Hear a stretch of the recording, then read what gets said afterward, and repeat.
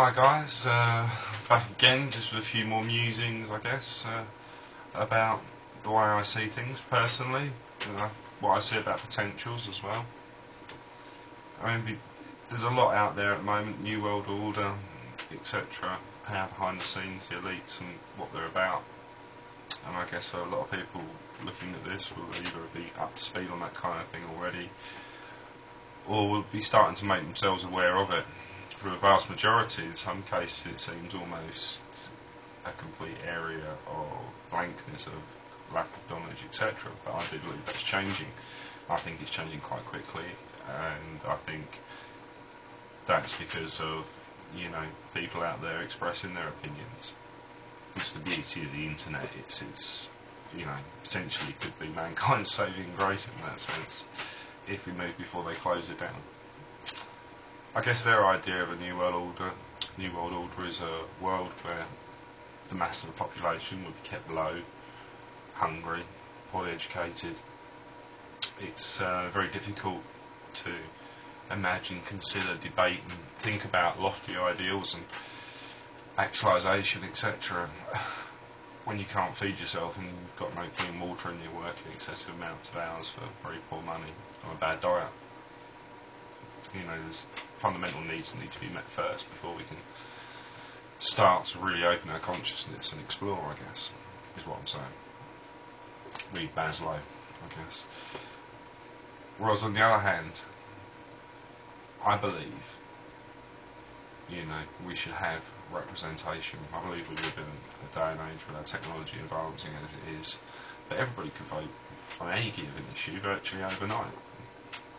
And I guess I do see that in a kind of global way. That's my reference to the New World Order in a sense, that globalisation that they talk about. It's inherently scary because it's globalisation in a sense for kind of all the wrong reasons. All the wrong reasons. It's about control of resources and power. It's not even about money at that level, it's about power. And I guess, if you look at it that way, this is their ideal. I believe perhaps on the other hand that globalisation could mean us coming together as a human race. We're on one mud ball, so I see that as the end term goal would be that, the collaboration of the whole human race in our future. As I say, in the Western world we're coming to a time where, in the rich areas of the world I should say, perhaps I should rephrase that, we're at a stage where, like I say, virtually anybody can vote on anything overnight. I mean, my God, look at the X Factor. Thousands of people cast their votes regularly. They're almost in the habit of it already. Part of our work's done, So there's that kind of thing. There's that mentality that people can pick up the phone to vote for their favourite pop star or this or that, but they can't turn out at a polling station. But what I'm saying is we can make it that accessible. We have the technology at this present stage to make it that accessible, which would open up the way for a whole new plethora of ideas about the way government could be run, if in fact you would need a government in the way we recognise it at the moment. People could be voting and expressing their ideals and opinions pretty much instantly across the web. So that really opens up some ideas and some ways forward. I guess the other one is education for me on a worldwide level.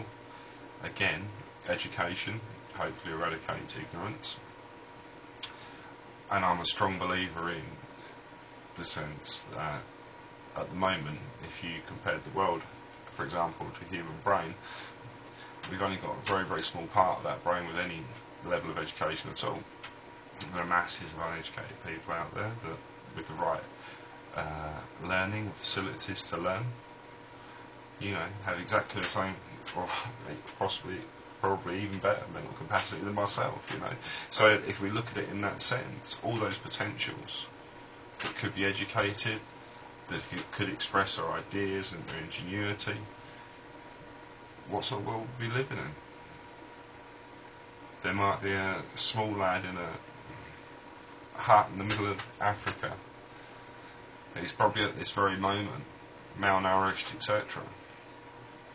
that with the right education could have the key in his mind for faster than light travel, anti-gravity, cure for cancer. But because he hasn't had that education, he hasn't got that potential possibility. And by keeping people ignorant, that's what we do. We cut back the potential of the human race. It's one of our big leading edges in evolution, and we're crippling it. And I don't think nature or evolution will take a good view of that. The other thing that interests me as well, I think, if we talk about the so-called elites or whatever that are actually, pulling the strings behind government and everything else, run the world de facto. It's interesting to, I believe, understand what their fears are. I think their fears are quite well projected in the way we see the police forces armed, etc., the way they deal with demonstrations, and the way they deal with opposition. Either debunk, deny, or if you protest, destroy in a sense. And that's kind of what gives the game away. That's the clue. That's what says they're scared. If they weren't scared, they wouldn't feel the need to constantly upgrade this kind of hostile process towards demonstrations, etc. I think we're also scared of the internet and the ability we have to communicate directly with each other around the world as individuals without censure. That is vital. That is the only reason I see at the moment that we have real hope, because we can reach out and we can change the way people think around the world, and that's really important. And the other fear is, how do they retain control? They need to outgun the established arm that controls the populace, i.e. police forces, etc. Because there's so many more of us than there are of them. And that's what we see is their anxiety. What do they do if we get out of control, if we take to the streets? Where does that leave them? So that's, what I see in that sense is that projected fear, anxiety that they have is projected by the way they are attempting to control us and the methods they're using to do so. I think that, for me, it's quite transparent and quite clear. I guess I go back to my old message. We need to change the system. As it stands, I believe in the democratised countries, we have a back door, we have a vote, we have an opportunity. Just one person stood up in every country and started rallying people. I wonder where we could get. We've got to change it from the inside out, as I see it.